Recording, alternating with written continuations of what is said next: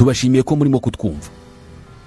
Niba utunze indorerwamo iwawe, ubwo nawe wizera ko kuba mwiza ari ngombwa cyane ku mibereho yacu kandi ko ari byiza ko abantu babibona.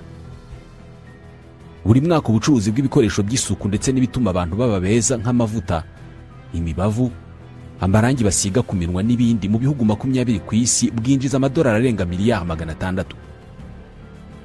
Muri Leta Zunze Ubumwe za Amerika honyine ubu bucuruzi buri mwaka bwinjiza miliyari 97 z'amadolari buri mwaka.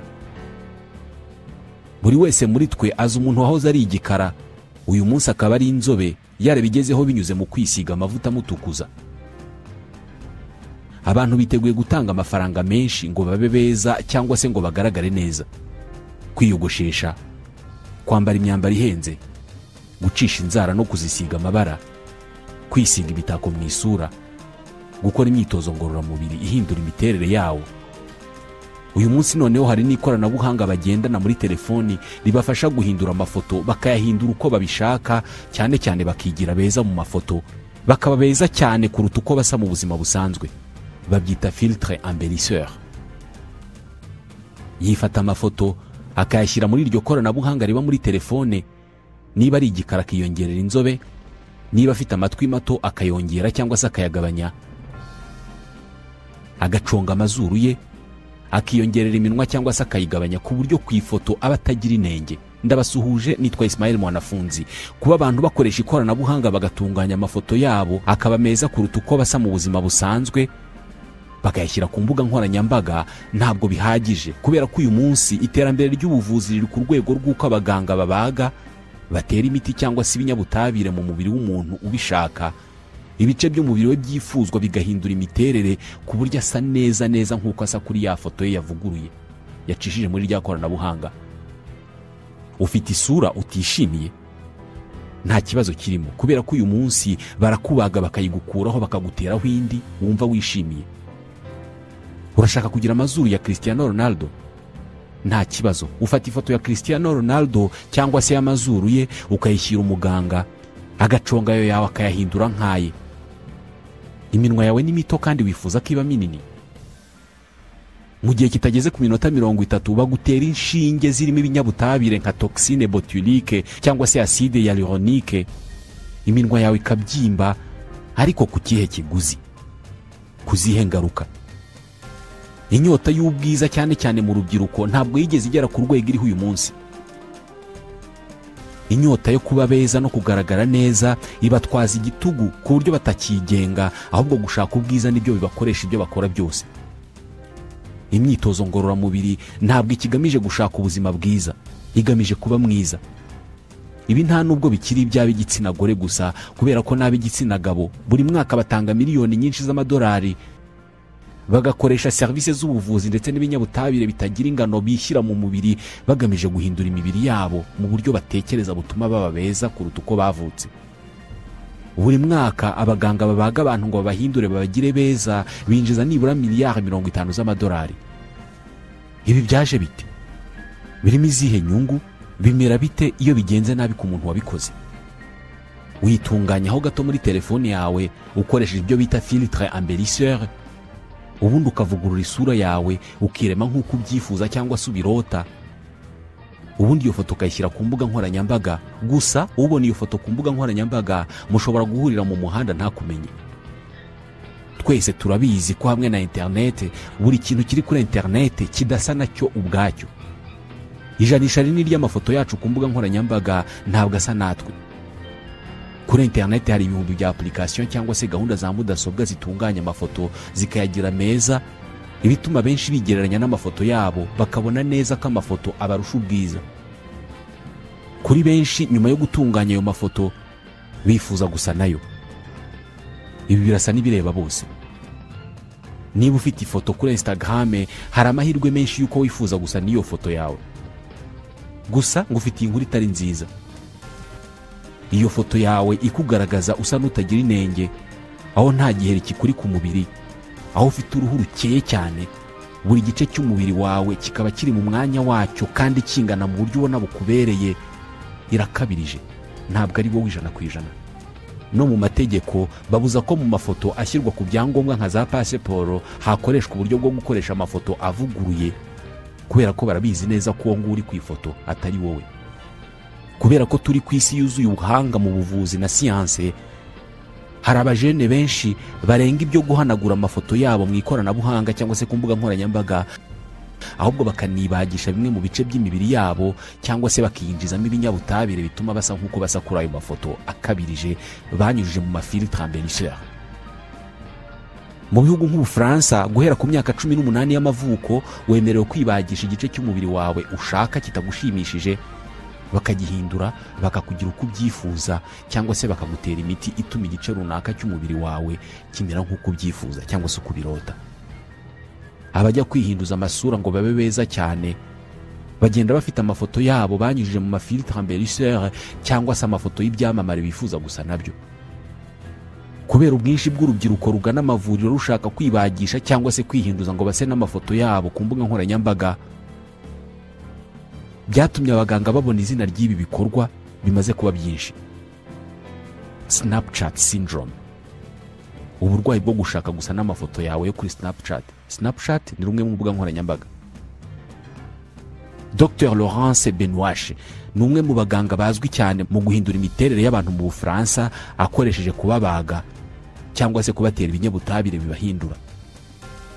Mu Bufaransa hari benshi bagendana amasura yabahaye batavukanye. Dans Snapchat, ils font des filtres kuri Snapchat bakayinyuza muri rya koranabuhanga riyitunganya ry'amafilters, ubundi bakayinzanira bambwira ngo barashaka gusa n'iyo foto. Hari n'uzana ifoto y'icyamamare akambwira ko ashaka ko muhindura nk'icyo cyamamare. Iki gihe tubabwira ko bitakoroha. Bimwe mu bice by'umubiri bakunze gukosoza ni iminwa.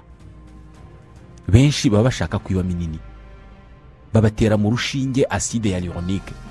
Iki ni ikinyabutabire gituma uruhu rw'umuntu rukomera rugakweduka kandi ntiruzeho iminkanyari. Ni ikinyabutabire cyakunze gukoreshwa n'abageze mu za bukuru bashaka guhisha ugusaza kwabo, kubera ko iki kinyabutabire kirwanya iminkanyari, ariko muri iyi minsi kirimo gukoreshwa cyane n'urubyiruko ruri hagati y'imyaka 18 na 35 mu bihugu bigiye bitandukanye byiganjemo ibikize. Urushinge rurimo acide hyaluronique batera mu mubiri rutuma uwo munwa ubyimba ukagera ku rwego nyirawo yifuza bitewe n'ingano y'iyi acide bawuteyemo, ariko bikamara umwaka umwe n'igice bakongera kuguteramo indi acide. Ibihumbi by'abasore n'inkumi hanze ahangaha bafite imibiri isa n'isubiwemo.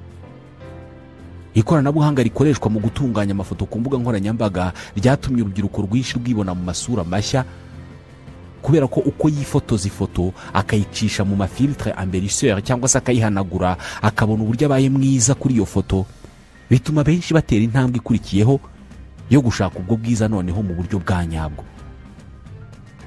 Benshi ibingibi babitangira hakiri kare cyane, nka Maïsane Aguiol, Umufaransa-kazi w'imyaka 23 y'amavuko wamenyekanye cyane kuri televiziyo mu kiganiro kigaragaza imibereho ya buri munsi y'abantu mu buryo busa no guhora kuri kamera aho uri hose, télé-réalité. Yamenyekanye cyane mu kiswe Marseillais aux Caraïbes. Ni icyamamare cyane ku bajene b'Abafaransa, benshi bifuza kuba nkawe. Akurikirwa n'abantu 665 kuri Instagram. Amasaha menshi y'umunsi we ayamara kuri telefone areba amafoto ye ayatunganya ku buryo asa nk'uko abyifuza kandi yihindura ukundi uko abishatse. Yiyerekana nk'uko yifuza gusa. Uko atunganya izuru rye kuri Instagram ngo ringana uko abishaka, ni nako abikora mu buzima busanzwe, kubera ko iryo zuru rye ryatewe inshinge zitari munsi yenye. Ryinjizwamo ibinyabutabire birimo acide hyaluronique cyangwa se toxine botulique, benshi bayizi nka Botox. Iyo avuga ku byo kwibagisha agamije gukosora umubiri we ngo abe nk'uko abishaka, wumva nta mupaka afite. Yiteguye gukora byose ngo ase nk'uko abyifuza. Yibagishije ubwa mbere afite imyaka 18. Kuva icyo gihe bamaze kumubaga no kumutera inshinge inshuro 10. Kuba mwiza niyo ntego nyamukuru y'ubuzima bwanjye.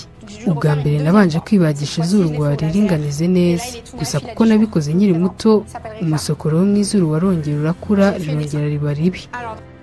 Nyuma yaho narongera ndaribagisha. Ubu mfite ni rishyashya kuko ndimaranye iminsi 10 gusa. nyuma yaho natunganyije iminwa yanjye, ariko ubwo nakoresheje inshinge umaze kubikora inshuro enye. Ahandi nakoresheje inshinge bakantera botox mu isura kuko nashakaga ko amaso yanjye azamukaho gato kuko nari mfite iminkanyari mu maso.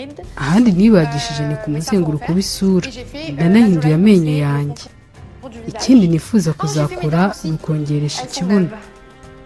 Kubatwa no kuba mwiza mu buryo butari karemano byamaze guhinduka uburwayi kuri we. Kimwe n'abajene benshi bo mu myaka ye, arwaye indwara yitwa dysmorphophobie.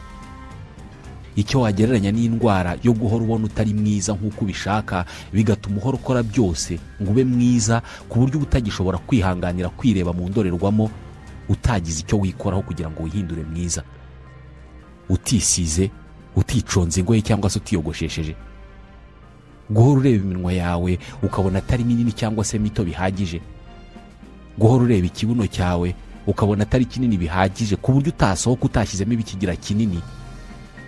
Kureba igituza n'amaboko byawe ukabona atari binini bihagije ku buryo ugera naho ugira icyo ubikoraho nko kwibagisha cyangwa se kwitera imiti. Kubirebana n'isura, bafata telefoni bagashyiramo isura yabo, bagashyiramo filtre embellisseur cyangwa se za application zituma amafoto aba meza, ubundi akisiga ibirungo by'ubwiza arebera kuri iyo foto ku buryo aza gusa neza neza n'iyo foto. Aba ni abataratera intambwe yo guhinduza amasura yabo ngo ase neza neza nk'iyo foto. Ibi byakunze kuvugwa ku b'igitsina gore gusa, ariko uyu munsi kwiruka ku bwiza bifite irindi soko rinini ririmo kuzamuka. Abagabo nibyo, hari abasore n'abagabo nabo barara badasinziriye kubera ko bumva badafite ubwiza buhagije. Ibyo ntabwo bikiri ikizira. Robin nawe ni Umufaransa uzwi ku mbuga nkoranyambaga. Kuba icyamamare niyo ntego nyamukuru imubesheje ku isi. Mbere y'uko bambaga nari mfite amatama manini, inda nini ndetse n'akananwa kanini. Mu kumbaga babanje kunkorera ibyitwa bichectomie. Babaze mu matama bakuramo ibinure biba birimo, amatama yanjye yahise agabanuka. Ahandi bambaze ni kunda, bankora ibyitwa lifting abdominal. Mu gukora ibyo barakubaga bakagukuramo ibinure biri ahagana mu mbavu, ahubwo bakabitera hejuru y'inyama ziri kunda. Uwo munsi ni nabwo bambaze bakuramo ibinure byo mu gituza. Turi muri sosiyete aho abantu beza babona amahirwe menshi kurusha ubwiza buke. Iyo niyo mpamvu ubuhanga bwo kubaga abantu ngo bahinduke beza kimwe na za gym bibaho. Bamuhinduriye n'amenyo. Abahungu nabo uyu munsi bari ku gitutu cy'ubwiza. Uyu yakoze ibi byose kuri miliyoni zirenga 25 z'amafaranga y'u Rwanda, yose yavuye mu murage yasigiwe na se wari umushoferi. Gukoresha inshinge ndetse no kwibagisha byahoze bikorwa n'abageze mu zabukuru bo mu bihugu bikize, bagamije guhisha iminkanyari n'ibimenyetso by'uko bashaje. Uyu munsi birakorwa n'abato bashaka kuba beza. Ni gute twisanze aha?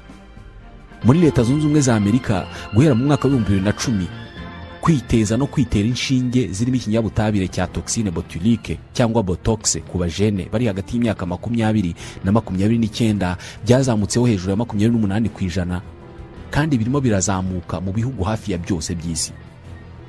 Isoko ry'isi ryo gukoresha siyanse y'ubuvuzi mu kwigira mwiza buri mwaka ryinjiza miliyari 63 z'amadolari, kandi ntabwo risiba kwaguka uko umwaka utashye.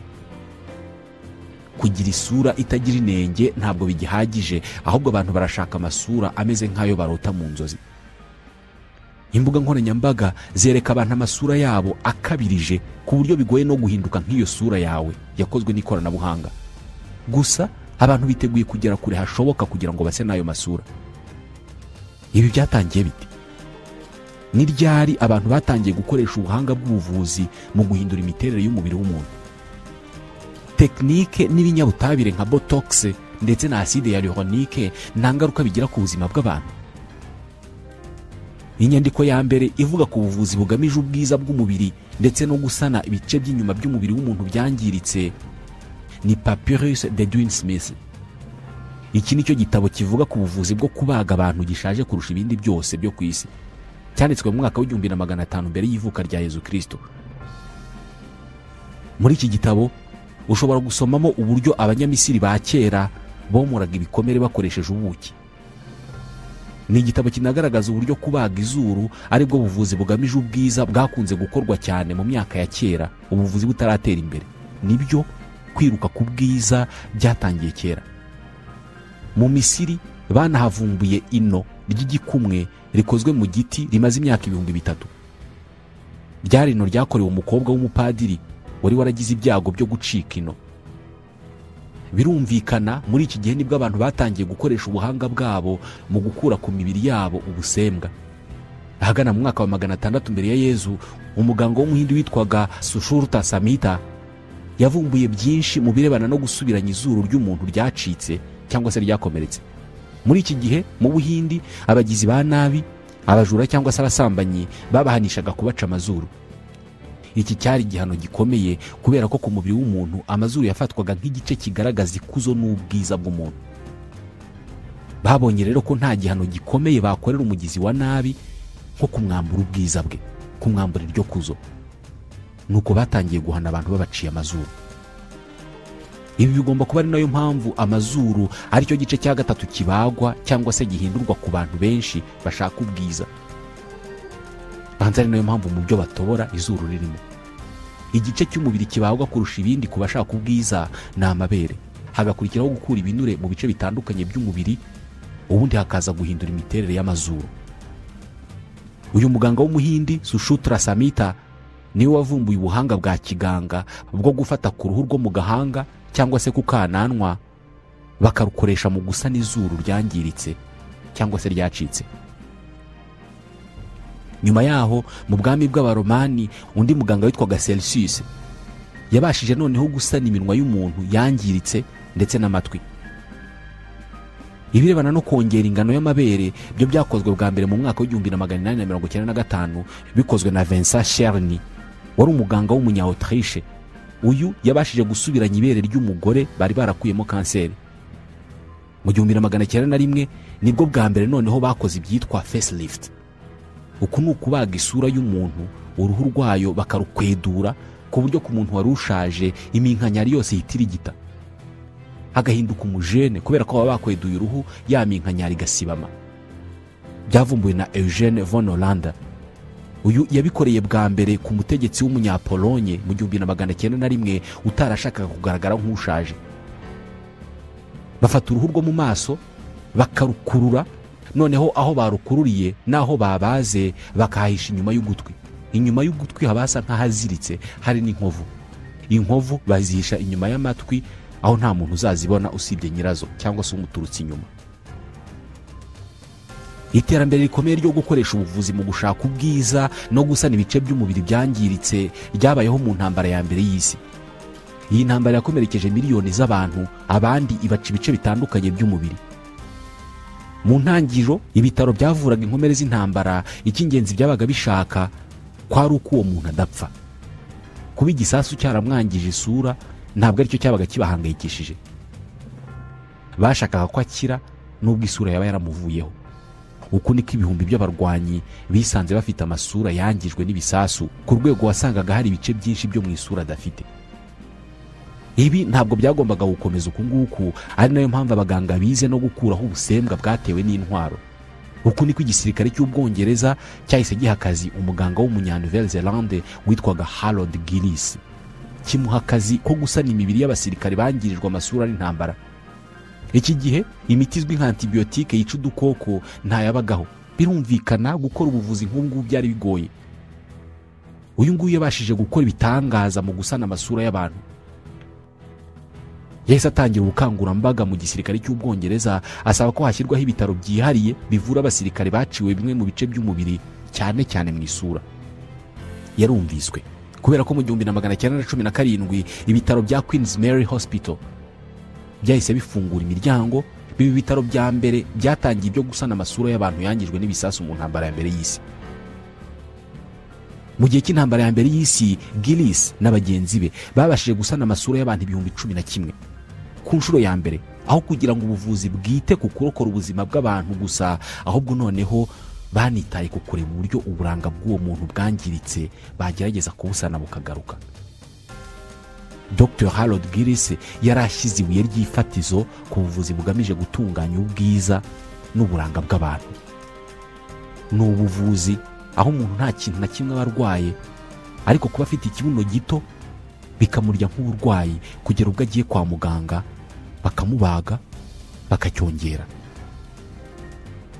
Byatangiye bigamije ubuvuzi, gusa Dr Gillis ubwo yabitangizaga mu mwaka w'1917 agomba kuba atarazi ko mu myaka 107 izakurikiraho ingimbi n'abangavu babarirwa muri miliyoni hirya no hino ku isi bazarara badasinziriye bagamije gushaka ubwiza izi serivisi yavumbuye bakazikoresha mu kwirema uko babishaka. Dr Gillis ni nawe muganga ubaga ibice by'umubiri w'umuntu wabashije gukora ibyitwa réattribution des sexes mu mpera z'umwaka w'1940. uku ni ukubaga umuntu bakamuhindurira igitsina, wari umugore bakamugira umugabo cyangwa se wari umugabo bakaba bamugira umugore. Uyu munsi hari benshi bagenda muri iyi si bafite ibitsina batavukanye ahubwo bahawe na muganga. Umugore witwa Laurence Dillon niwe muntu wa mbere Dr Gillis yabaze, anamutera imisemburo y'abagabo, amukuraho imyanya myororokero y'abagore, amuteraho iy'abagabo, ahinduka umugabo witwa Michael Dillon. Turi mu 1949. Nk'uko byumvikana, ibirebana no kubaga abantu hagamijwe ubwiza cyangwa se uburanga byatangiye ari ugusana imibiri y'abantu yangijwe n'intambara. Turi mu 1949. Nk'uko byumvikana, ibirebana no kubaga abantu hagamijwe ubwiza cyangwa se uburanga byatangiye ari ugusana imibiri y'abantu yangijwe n'intambara. Na n'uyu munsi gusana ibice by'umubiri byagijwe n'impanuka cyangwa se intambara cyangwa se uburwayi biracyari ishami ry'ubuvuzi bwo kubaga abantu hagamijwe guhindura imiterere y'imibiri yabo, babyita chirurgie plastique. Iyi ngiyi igabanyijemo ibice bibiri. Hari ibyitwa chirurgie esthétique, ari byo kwa kwibagisha utarwaye ahubwo ushaka kwigira mwiza cyangwa se gukosora bimwe mu bice by'umubiri wawe ubona bikoze nabi.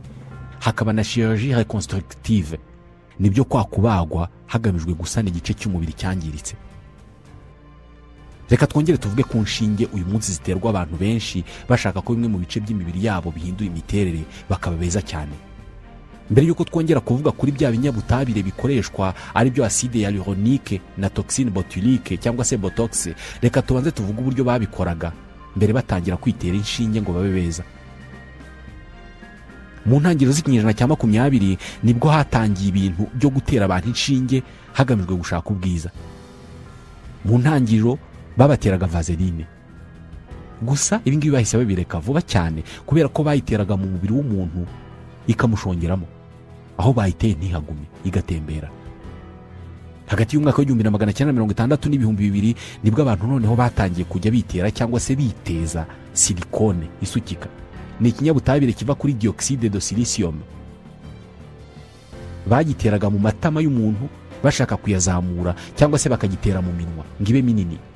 Iki kinyabutabire nacyo baje kukireka kubera ko abakiteraga nyuma bagiraga ububabare butagira ingano. Mu 2003 nibwo ibigo bishinzwe ubuziranenge bw'ibiribwa n'imiti hirya no hino ku isi byemeje ikoreshwa rya acide hyaluronique ku mubiri w'umuntu ku mpamvu zo gushaka ubwiza. Iyi acide bayikundiye ko yo iyo uyiteye mu rushinge cyangwa se bakayigutera aho bayiteye niho iguma, ntabwo ihita itembera nka vaseline. Niba uyiteye mu munwa ushaka kubyimba ukaba munini, naho iguma irawubyimbya. Kuva mu myaka mike ishize gukoresha uburyo bwo kwigira mwiza hadakoreshejwe kubagwa ahubwo hakoreshejwe inshinge nko kwitera izi acide hyaluronique na botox byariyongereye cyane mu bihugu byinshi birimo n'ibya Afurika. Reka tuvuge kuri ibi binyabutabire bitera botox na acide hyaluronique. Duhere kuri botox cyangwa se toxine botulique. Ni ikinyabutabire cy'uburozi kandi cyica cyane kurusha ikizwi cyane nka cyanure. Ni ikinyabutabire kinatera indwara yitwa botulisme. Ni indwara yibasira utunyangingo tw'ubwonko ikatubuza gukora ku buryo umuntu ageraho ananirwa guhumeka ndetse bimwe mu bice by'umubiri we bikaba paralyze. Botox ni ikinyabutabire gishobora gukorwamo intwaro y'uburozi. Iki ni cy'abantu bitera mu mubiri kugira ngo bagire ubwiza butagirwa na benshi ku mbuga nkoranyambaga. Birumvikana iyo bakitera mu mubiri ngo babe beza bakoresha ingano nke cyane.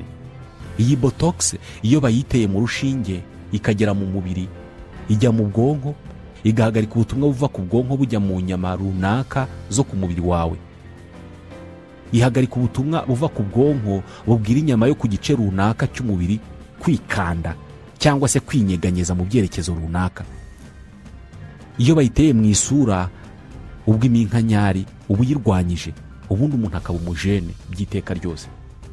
Uku kubuza ibice by'umubiri bayiteyemo kunyeganyega uko bishatse nibyo bituma bavuga ko umuntu wabyiteye nko mu isura hari ibimenyetso by'umubiri bimugora gukora. Nko kwica ijisho bishobora kumugora. Inshuro ya mbere batera umuntu toxine botulique hari mu myaka ya za 70. Iki gihe ariko ntabwo bashakaga gukuraho iminkanyari ku ruhu rw'umuntu. Umuganga w'amaso witwaga Alan Scott niwe wahinduye ubu burozimo umuti ugurishwa muri za farumasi. Yatangiye kuwukoraho ubushakashatsi mu gukemura ibibazo by'amaso nko kureba imirari. Iki gihe nibwo yatangiye kugurisha uyu muti yitaga Oculinum. Uyu muganga yarazi ko iki kinyabutabire cyakora ibitangaza ku rwego rw'ubwonko, ariko ntabwo yarazi ko mu mwaka wa 2024 abatuye isi bazaba bakimaranira kubera ko cyifashishwa mu gushaka ubwiza bw'umubiri.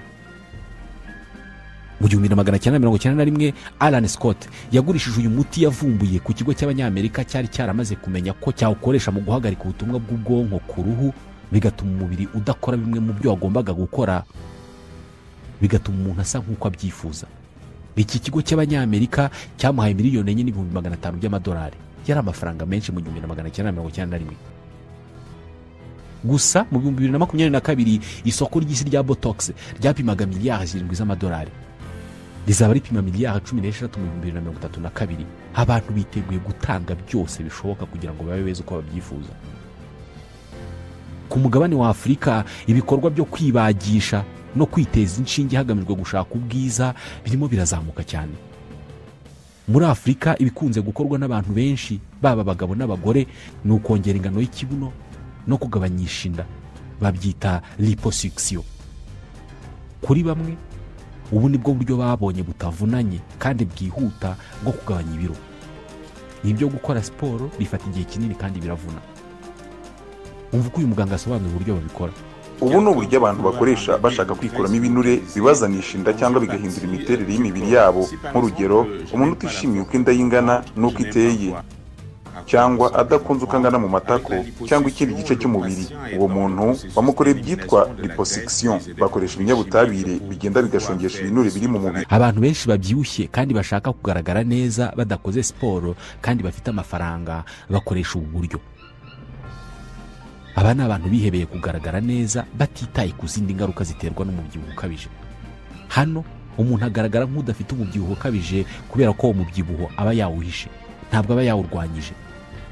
Izindi ngaruka zose ziterwa n'umubyibuho ukabije zo zigumaho.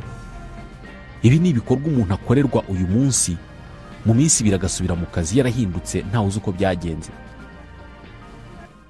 Mu mwaka wa 2019 hari umuryango witwa American Society of Plastic Surgeons wagaragaje ko abanyamerika miliyoni 15 aribo bari bamaze kugira ibikorwa bakorerwa birimo kubagwa cyangwa se guterwa inshinge hagamijwe gushaka ubwiza no guhindura imiterere ya bimwe mu bice by'imibiri yabo.